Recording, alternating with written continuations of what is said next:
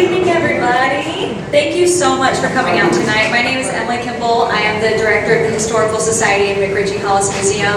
I'm so glad you took time to come and visit with us today at the train depot. We are so honored to have Ms. Dot Moore speaking with us today, and it's going to be a wonderful time. Please, on your way out, take a flyer. We've got a lot of exciting events coming up, and I won't spend time telling you all of what we've got going on. We've got a lot of exciting things happening. We're really excited about what we've got going on in the future of the Historical Society and Museum, so please take some flyers, spread the word about what we've got going on, come back and visit with us. We've got another lecture series next month, and that's going to feature Duke Blackburn, and he's going to be talking about the R.D. Cole Company, so please come out and see that. And without further ado, Mr. Winston is going to introduce Ms. Dot Moore, and we are in for a lovely evening. Thank you.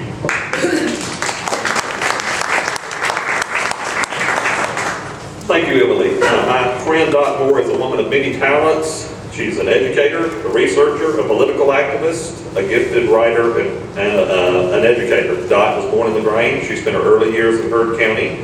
She moved with her family to Montgomery, Alabama, where she still lives, when she was 14. She actually knew Mahalia Lancaster, the subject of her first book and of her talk tonight. She's a graduate in speech and history from, I think it was the Women's College of Alabama then, now it's the University of Montevallo.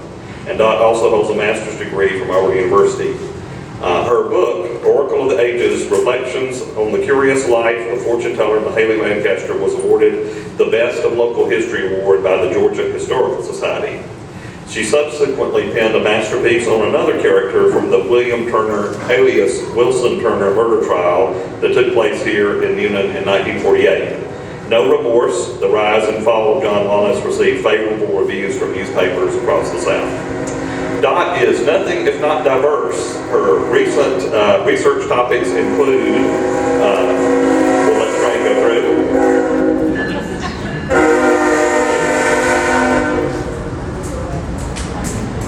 Her recent research topics include William Burr Howell, the father of Verena Davis, the First Lady of the Confederacy, who once stood at the back of a train just a few steps from where we are tonight, back in 1886. And her other topic, Dot's other recent topic, is Joe Louis, the African-American boxer who was born in Chambers County. So she's been doing some interesting research on a wide divergence of topics. Active for decades in Democratic politics, Dot served as president of the League of Women Voters in Alabama. She played a key role in the reopening of Montgomery's public parks that had closed during the last days of the Jim Crow era. In addition to her current research and writing, Dot produces The Hearing Aid, a newsletter for the Montgomery Area Hearing Loss Support Group, and that's a group which she founded. And without further ado, I present to you Dot Moore.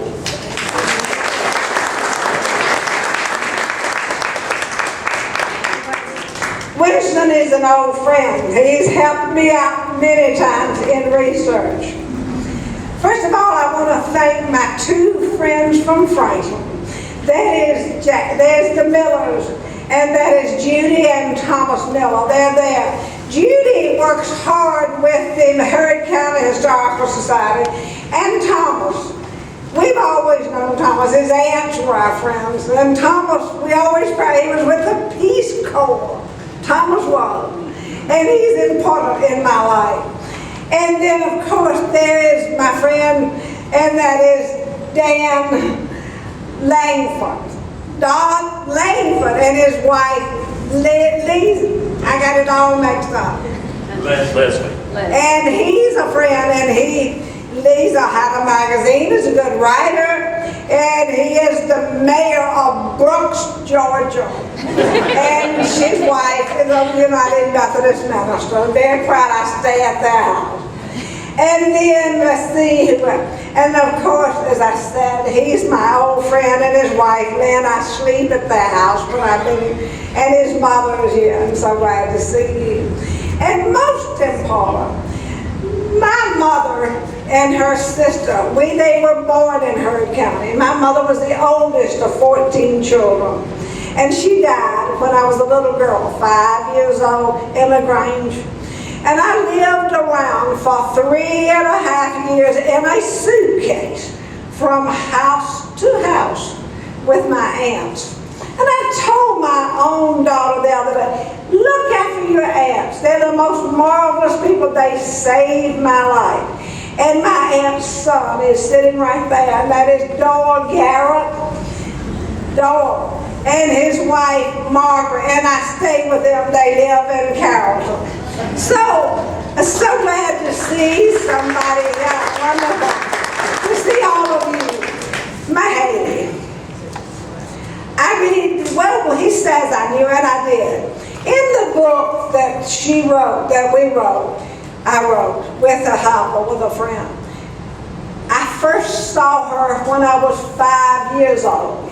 My mother had died, and it's the custom in Hurd County on the following decoration days for the family to come because the memorial, the things are there. And we were there, me, my 2 brothers, and my father, and all the kinfolk. And coming across the cemetery was Mahaley Lancaster. And she had with her, as she always did, her sister Sally. Now, the thing that is most unusual about Mahaley probably was her appearance. To say she was not pretty is really not the way, not even why to say it.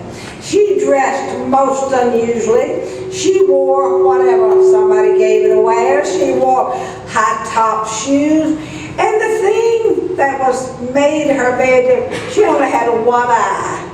Now, in that one eye, Mahaley would do all sorts of it. Sometimes it was a left eye. She put a marble in it. Sometimes she had a piece of anything. Sometimes she had nothing over it.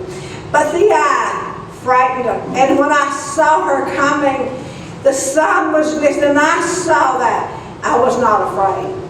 She scared children, which was sad, because she loved children. She never married, she had none. Now, I'm not a psychic, and neither was she. She was not clairvoyant. She was a fortune teller. Why did she do it? Well, probably to make the money. She also did not see into the future. I only remember in all of my research, only one time that she looked, and it had to do with Newnan. Someone came and asked her for some kind of prediction. She said a tornado's going to come to Newnan and wipe it out. Wipe it out. It was printed in the Atlanta paper. They knew this in Newnan. People shut down their businesses. They got an extra amount of money for law enforcement, and it didn't come. There was no tornado that ever came to Newnan. So I think that's the only time I ever knew of her doing it. Now, if you ask her what she was, she said, and that is the title of the book, she said, I'm an oracle. An oracle. I can tell you. She always did that. She was insistent. And if someone said, aren't you a fortune teller? No. I am an oracle of the ages, and I don't mean from Delphi either. She was the oldest of many children, and how she got here was pretty interesting. I researched her mother, of course, and I loved her. She taught me to love genealogy, and I hope you do. But her grandmother was named Mahaley Lancaster. She came from North Carolina and came in there at that point. They're drawing lots for 202 acres and a half. Her mother, the grandmother, got 3. And Clark Johnson said that was most unusual. You're lucky if you get 1. She got 3. So she's the lady, she's a widow. She has her 4 sons and a daughter, and they go from over in the east, up in the corner of Georgia, all the way down to Milledgeville, and she sees her lot, and she means it probably so. She goes over to Mountville, Georgia, where the second lot was. And then thirdly, she moves up to Vernon, Georgia. Now Vernon is in Troup County. It's up on the river. And they had developed that to be the large city of Troup County. And then somehow they kind of changed the laws in Georgia. They wanted the courthouse in the center of the county. And that's why it's at LaGrange. The law required also that a courthouse had to be 1 day's travel by a mule. And that's how Georgia has 159 counties. It is larger than Alabama anyway, which only has, what, 67 counties? 69? Which is it? Georgia's 159. Well, it has 159. But that was when they began to divide up because of the rule about getting to the courthouse. Well, so her mother, the grandmother has the boys, and one of them named Lewis moves on up to Heard County. He had a grist mill. One, by the way, went over to Wetumpka, Alabama. His name was William, and his son became the Secretary of State for the state of Alabama. One son became a very well-known Methodist minister.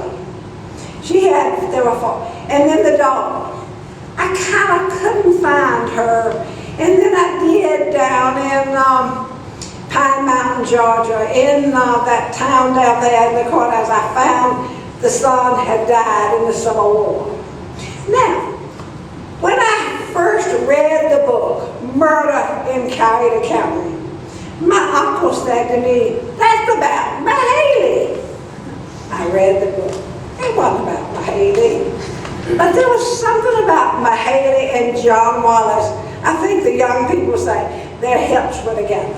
John Wallace believed in her. John Wallace went to see her over and over and over. With generally first was a lost gun, someone like your father, like your husband, a gun. He went for this reason and that reason and the other reason. But what had happened in his life, as you know, he's from Chambers County, Alabama. That has something to do with this wonderful guy behind me. Because when the trial was over and he was given a life sentence, I came up and it was you that was able to get those records out of the courthouse for me. He testified for 30 minutes. And the first line is, I was born in Glass, Georgia, Glass, Alabama, Chambers County, 6 miles from Old West Point. When he found that testimony for me, I think the next day I was in Glass, Alabama. Because when you are a writer, as Jackie is, it is really research. I interviewed and kept cards over 105 people. I wrote on the card the date, I interviewed them, and what they said. It took me about 12 years. And I would say, this is kind of funny, of all those people, at least the fourth of them were lying. They would interview people. Said they went to Mahaley, and I said, how old are you? They said, when were you born? And Mahaley had been dead 5 years. And it is so bad, records are, that if you went to her grave at the Candy Head Methodist Church in Heard County, the date that she died is wrong. It is wrong. She was born October of 1875. And she died May 22nd of 1955. 1855. She's right in there 60. But that isn't what it says on it. It says it was November. But that's how bad things are. So when somebody tells you a story about something she said or did, the first thing I do is try to find out if that is true. And a lot of the times it really wasn't. They would tell me they were someplace, and I knew she hadn't been there. Because by the time I had talked to people in her, I talked to everybody in her family that was living. I talked to, she has a niece up at Peachtree City that I talked to. And then I got into the trial of John Wallace and found that he was one of the people who was a constant visitor of her. One day I was in Carrollton, down in the bowels of the courthouse, and a man also doing some research said, "What are you doing?" He didn't know me. And I said, "Well, I'm just looking. And I'm looking for things about Mahala London. Isn't it neat?" And he told me that his wife, Mrs. Stewart, that's his name, Margaret, in Coweta, his wife, Louise, was from Jasper, Alabama. Her name is, get this, Tallulah Bankhead. So Tallulah has come to Carrollton to visit her friend Louise. And when she's there, she walks in and she says, "I've lost this diamond ring. I don't have it. I'm in more trouble." I don't think she ever married. I know she didn't have any children. I'm in more, it's gone. And so Miss Stewart in Carrollton said, "Well, let's just go talk to Mahala." So they drive down on the dirt road right off of the Ephesus Highway, the other one, Highway 100. And here's probably one of the most famous movie stars, because she's a star of stage and movies. And I think one of the things I thought was so funny, she tries to impress Mahala who she was. Mahala is never interested in who you are. She is interested in who she is. But anyway, she continued. Finally, Tallulah Bankhead tells Mahala, "I've lost this diamond ring, and I just really hate to go back to Washington and wherever it is and confess it. I want to know where it is." And Mahala said, "I see sunset." Sunset? Actually, that's going to turn out to be the name of the house in Jasper, Alabama. Is that right? And Mahala said, "I see a cliff, red and black, blue and green. I see it." And that was the end of the story. Tallulah Bankhead goes back to Sunset, the wonderful home of the Bankheads in Jasper, Alabama. As she climbs up the steps into the attic, she opens a trunk, and I fall. Now, I'm not going to tell you that I know how it got. I have no idea. I cannot explain that story. But it happened just that way. Mrs. Stewart told it. Tallulah Bankhead told it. But the ring was there in the corner. I was looking over here and thinking about the mother. And I remembered, and her husband was a psychologist, which is good position of education. Or is his father. He went up there. He had lost a gun. So Dr. Skinner is saying, "Where's my gun?" And Mahala said, "It is with the biggest man you've ever known."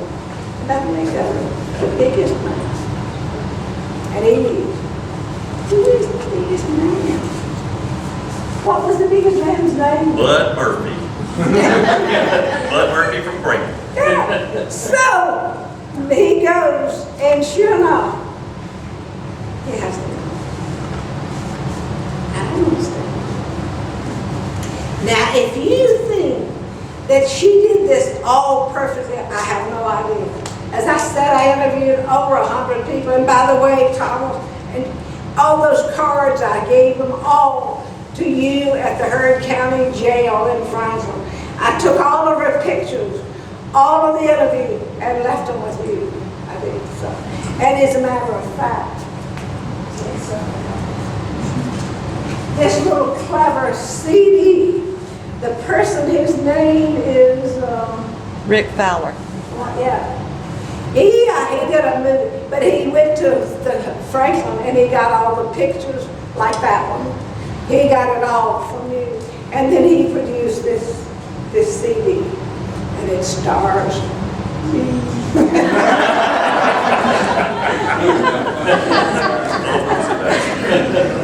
The Ark of the Ages. She was a school teacher. There's no doubt she was smart. She claims she went to school over in Whitesburg. And I went to Whitesburg because they had them at school. And you know, back then, kind of back, a little more than the 8th grade, they call it a college. And there was one over there in Whiteboro. So I have no idea if she ever went. Second thing she began to tell, she's a school, I have a picture of her. She taught at 5 schools, and one of them, my grandmother, mine and Dole's grandmother, was in her class at Red Oak. I have a picture in the book of that, her and the grandmother. And then I asked my grandmother, what did you think about your teacher?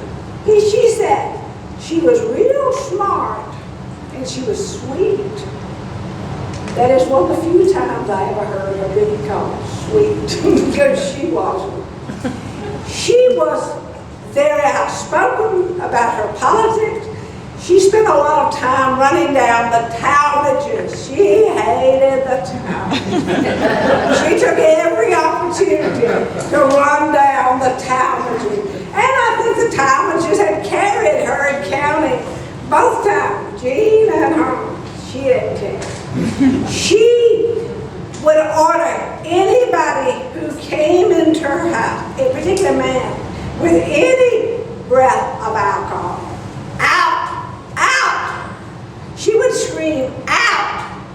She would not tell any fortune with anybody with alcohol in her breath. I didn't tell you. But after she gave up the school teaching, she began to write for the newspaper. She wrote for the newspaper from 1909 until 1926. What did she write about? Herself.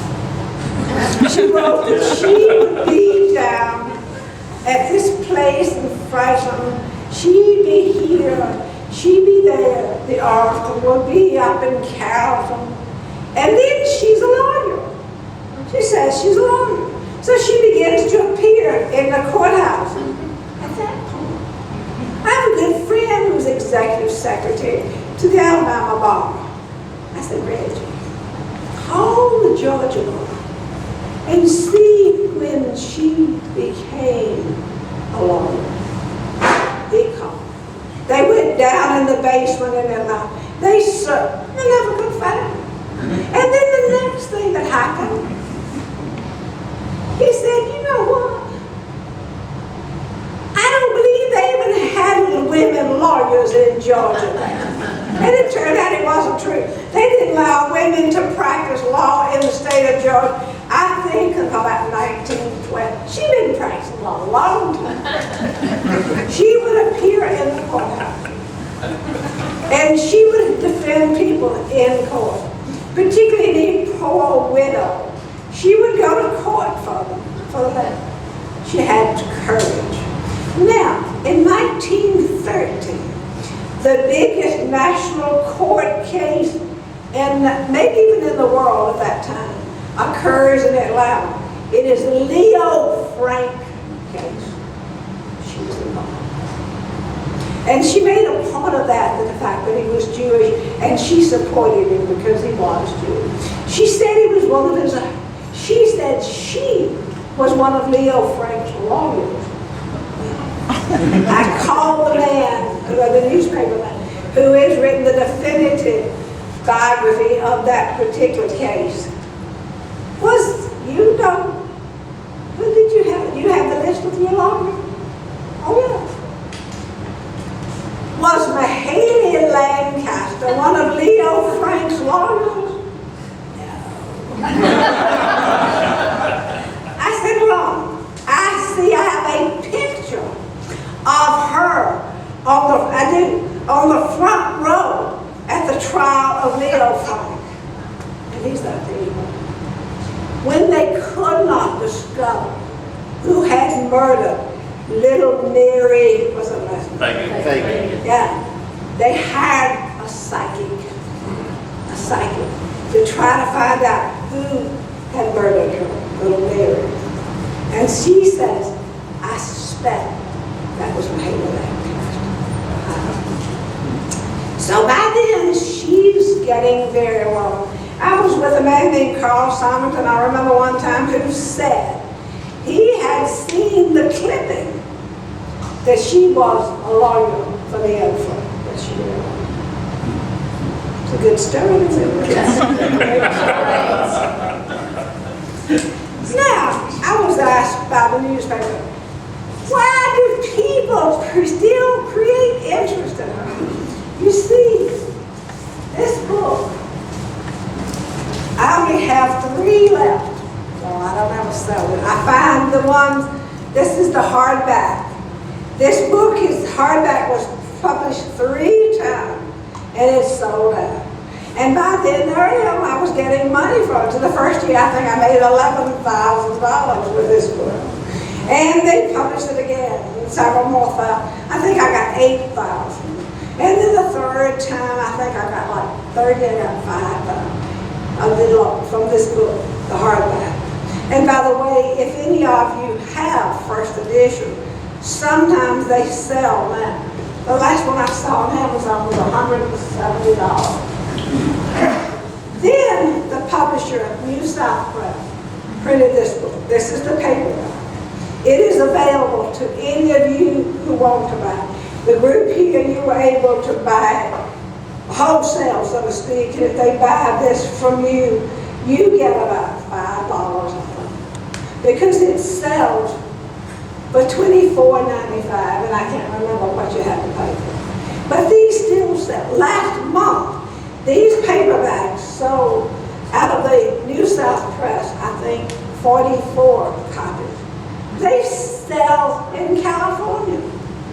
The other day I was in the cemetery because I was working on a person named Jack Dreyfus, who starts the Dreyfus Fund, which is very interesting.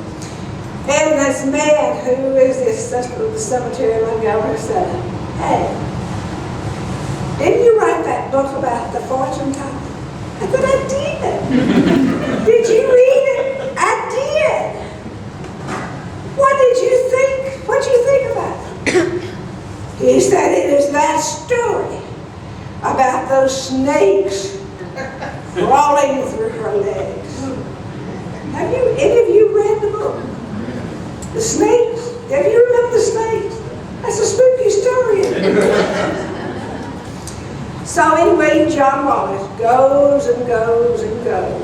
And then he had the man who, he had killed him and killed him. He shot him. But he shot him down at his place, which was in Newnan-Coweta County. He had a 2,000-acre plan. And he shot him. He said he fell into a well. That's what he said. And then he went to Mahaley. Oh, Miss Mahaley. And by the way, men had to call her Miss Mahaley. No, Mahaley. May you call me Miss Mahaley? You could have gotten away with Mahaley. And he goes and he says, I'm in trouble. They are looking for this guy. I shot him. He tells her that. In a well. I don't know what well it is. There's a lot of wells in this farm. A lot of them. He said, well, you shot him. You go find the damn well. And then, I stand with that. And then another person from Heard County, Luther Wild, he is the prosecutor, and by the way, he's from LaGrange. And I went to see him the same day we decided to write this book. And he told us how he sent 2 people up there to see Mahaley because they knew that John Wallace believed in him. So the 2 men, and one was an amazing guy, helpful to me, named J.C. Otwell. Anyone know that name? Oh, yeah. Crazy about him. He was so helpful to me for 2 reasons. But anyway, he was one of them that was sent up there. And she told them, fire, fire, fire. And then she said, it was late at night. And then she said, he isn't a Chattahoochee River. And then, of course, J.C. says he was astonished when on the cave. She tells a story about the well and goes and flies down. And J.C., he went down, no flies way down there. And the other part that's the bad part about that play, or that book, is that also I took that part of the story two doctors in Montgomery, forensic science department. And I said, explain that to me. There's nothing to learn. You could not lay a body out on a bunch of wood, pour a gallon of kerosene on it, and burn it some molasses in the stove. To cremate a person, it takes enormous pressure for hours. And then a grinding of the teeth. There's no stir. I said, but the health officer for the state of Georgia said so. What were those things? He said they were probably bird bones. But they could have been. And then I dedicated the John Wallace book to a lady named Dorothy Dunlap, who I never knew. I saw one time in the hospital. But anyway, she was perhaps his daughter.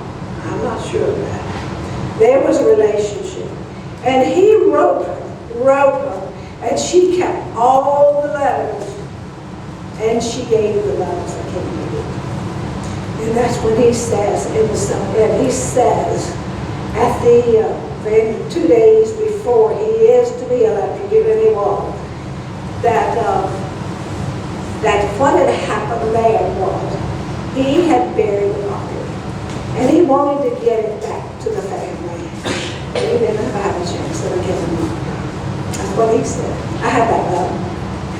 And about that time, I also changed the book somewhat dishonestly. Because I talked to the wife. I called her. She was down around Tifton, Georgia. And I said, I have new information. She said, please, don't give me more information. Just don't put it. We don't need to know anymore. And so it doesn't say. There's a hint there. I say that they said there was a boom. Nobody heard. And then the body, which I know, and I understand he has a grandson, the one who was living around here, and sometimes has come. A very nice young man. I didn't want to do that. So I wasn't really honest in telling something to offend a grandchild, a child. But you can read through the lines and you will find out that's what really happened. Okay, here I am. I don't know how to tell you anymore other than to Lou Bankhead, the biggest man. John Wallace got electrocuted, and they went up and told her. That was in 1950. She didn't die on 55. And somebody went in and said, Miss Mahaley, John Wallace got electrocuted. And she says, and then she said something like, well, the chickens always come home to roost. She really didn't care. And then it's like, what else intrigues people about her? Money. When she died in May, and her will is in this book, she had over $200,000 in banks, beginning in Franklin, all the way to Carrollton, all the way to Birmingham, where one of her sisters lived, about $200,000. And she owned 25 farms. What happened about that? In the book, her will, she left what she had to Sister Sally. Sister Sally had a son named Johnny Mitchell. Johnny began to use the money, spend the money, and Lamar and I, the judge, who had been with her, it took him 1 year. Lamar Knight is just out of law school. Y'all know him. He was the judge in this district. It took him a year to track down her information on those deeds of all that property. And a guy told me, and he didn't find them all. We didn't tell them all. Because she didn't record those deeds, but she did have them. I'll give you another example having to do with Franklin. What is how's our time? You good? Oh, we got a... She would go to the courthouses. She got cash. She had stepped in a charge card. She's charging $1 and a dime for a dollar, dime for the dogs. And then it gets going, and she goes to $2.20 for the dog. And then something amazing had happened in Georgia. It happens all over. It is called playing the bug. Anybody know about playing the bug? Well, it's actually the lottery, just like it is. It's the same thing. But it's for small amounts of money. And Thomas and I could go to the local filling station, give them a quarter, and write down 3 numbers that she would give us. And if it won, we go back Saturday. Maybe we got $2. It was very popular, particularly among the poor. And as someone, I think Dole pointed out, by then the crowds are coming. They're coming for what she called lucky numbers. People win. And she said, now look, if you win, I want you to give me half of it. And when you give me, if you won't give me half of it, I won't give you the more lucky numbers. So the money is coming. It is coming. And then she goes to the courthouses and she buys land. The laws have been changed, not that simple. If you didn't pay your taxes on your house, and I can go down, it's called a fee-for sale on February, on Tuesday, and I can buy that land for what you owe the tax. She did it all. She did it in Chambers County, Carroll County, LaGrange, Newnan, everywhere. She did it. And I know you are so familiar with Holland Land. Oh, yes. She paid it's in the book, I think, $16.11 taxes on a piece of property, I think it's like 60 acres, between Newnan and Franklin. Holland Land bought it, and Holland had to pay $60,000 for all of that land. And see, Holland buys timberland. And Holland made money on it. Well, I'm sure.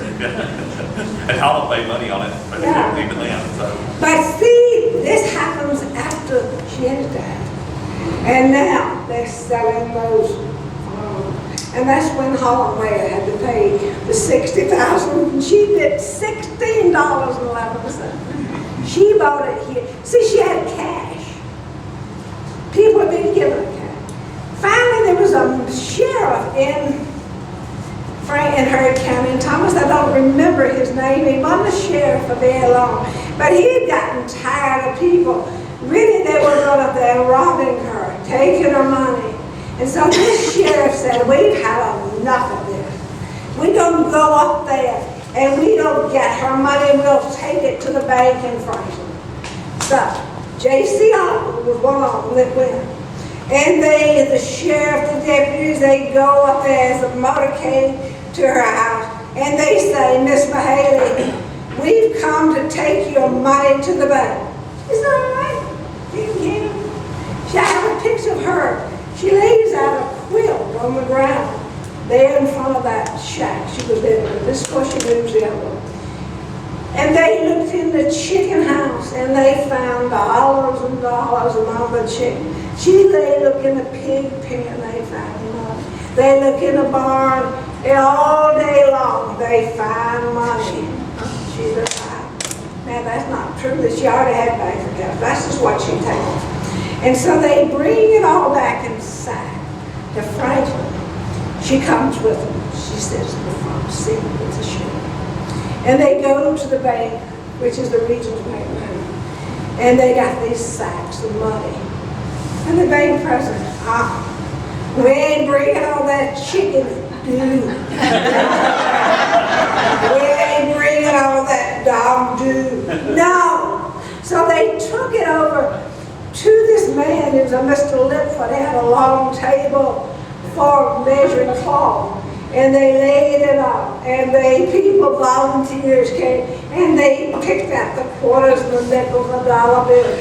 And the photographer came down on that ladder and took a picture. It was over 76 $1,000. No, yeah, 76. Yeah, 1,000. When they take it back to the bank. And in this summer, I have that picture. That was unusual about her too. She liked having a picture. She would always say, "You stay, Miss Mahaley, I know you're busy, but would you come on out and let me take your picture?" Yeah. Are you sure you got some film? Apparently some people didn't.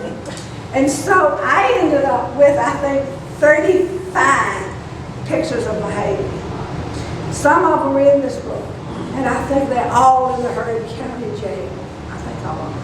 But she had a lot of pictures of her. She was a most unusual. Her appearance, her great wealth, those who believed that what she said was true.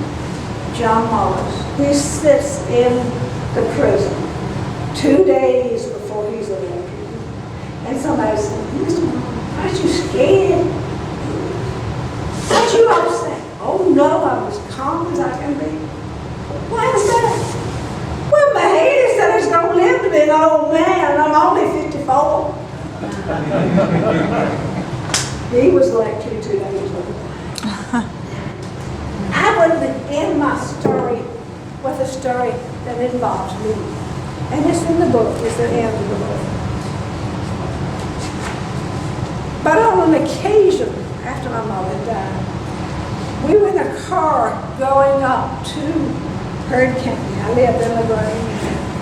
And my dad is driving the car.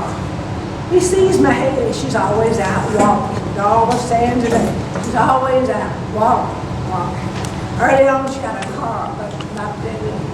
And he stopped and he said, "Miss Mahaley, you want to ride?"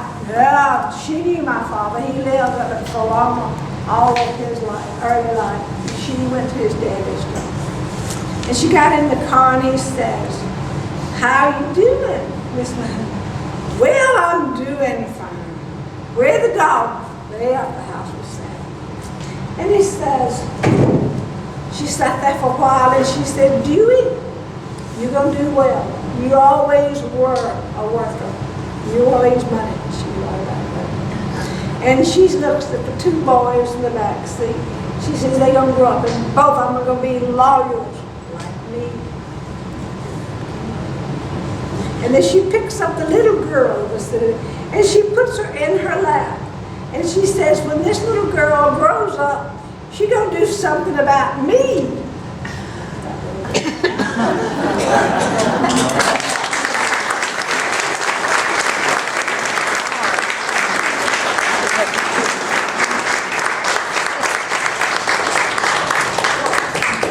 Valerie, we have time for a few questions. Oh, yeah. Okay. If y'all ask questions, I will help.